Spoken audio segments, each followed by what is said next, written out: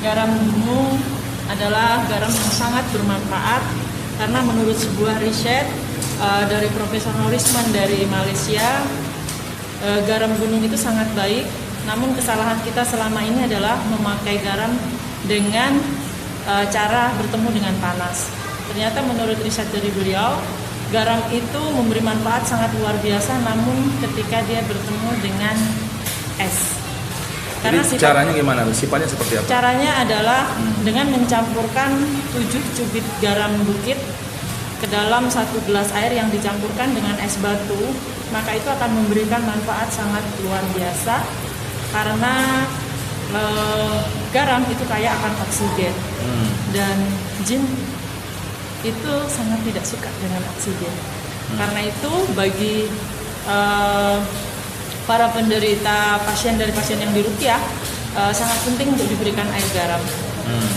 Garam itu memiliki sifat dia merekam suara sangat kuat sekali.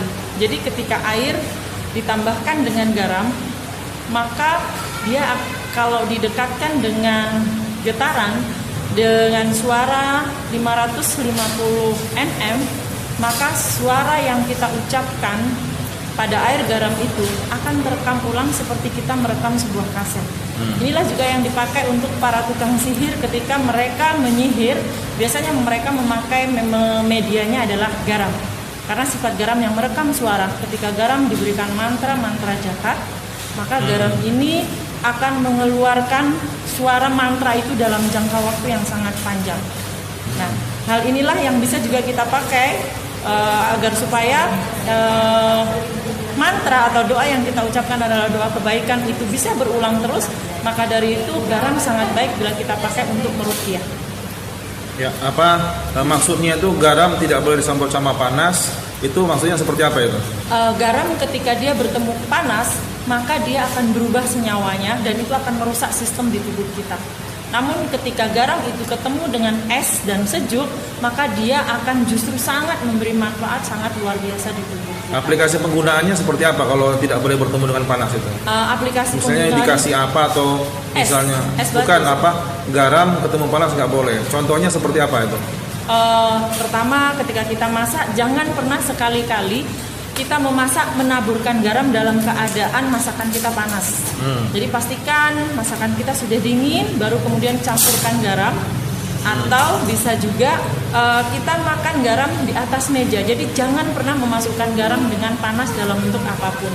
Kita juga tidak dianjurkan untuk mengkonsumsi garam dalam cuaca yang panas. Testimoni diri saya pada saat itu saya sangat kelelahan. Saya merasa sangat lelah sementara saya harus melaksanakan tugas, dan yang saya lakukan adalah saya ambil 7 cubit garam, saya campurkan garam bukit, saya campurkan dengan es. Subhanallah, dengan izin Allah, air garam itu mengembalikan stamina saya mengalahkan isotonik. Dan yang luar biasa, dia tidak memberi efek negatif tapi memberi efek positif. Testimoni lagi di pasien adalah dia datang dalam keadaan tekanan 180/120. Darah tinggi ya? Iya. Dan ini darah tingginya faktornya karena dia tidur larut malam selama 1 minggu. Dan dia sudah mencoba berobat ke dokter selama 1 minggu tidak bisa turun. Alhamdulillah dengan izin Allah saya berikan 7 cubit garam, saya campurkan dengan es batu, saya tenangkan orangnya. Pada saat itu saya pastikan bahwa cuaca juga dingin, jadi di bawah jam 9 pagi.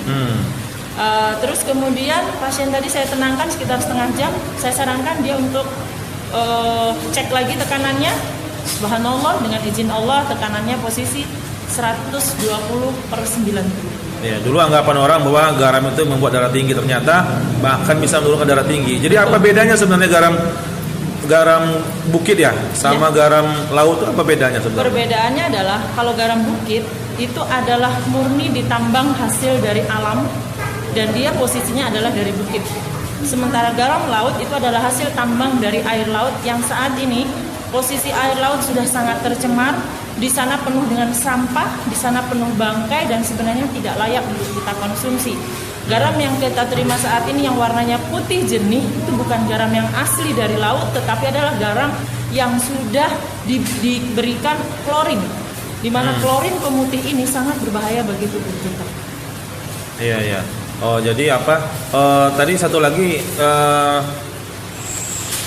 kenapa jin takut dengan garam? Karena memang garam kaya mengandung oksigen. Itu bisa dijelaskan lagi nggak itu? Pada dasarnya adalah seseorang yang kena gangguan jin itu sebenarnya orang itu kekurangan oksigen di dalam tubuh. Ketika orang itu stres, ketika seseorang itu selalu berpikiran negatif, maka sesungguhnya produksi oksigen ke otak kita juga akan mengalami penurunan. Terganggu ya? Ya, maka dari itu garam akan bisa membantu, akan jauh lebih baik lagi itu ketika kita mengkonsumsi air garam, terus kemudian di waktu yang sejuk dengan air es atau es batu, terus kita tambahkan dengan bacaan ayat-ayat suci Al-Quran. Masya Allah, insya Allah air garam tadi akan terekam terus di dalam tubuh kita, cairan tubuh kita yang mengandung garam tadi itu akan seperti ngaji terus di dalam badan kita, dan itu insya Allah akan jauh lebih baik. Iya, alhamdulillah.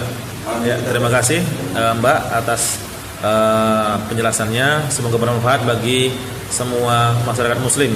Insya Allah. Terima kasih. Wassalamualaikum warahmatullahi wabarakatuh. Waalaikumsalam.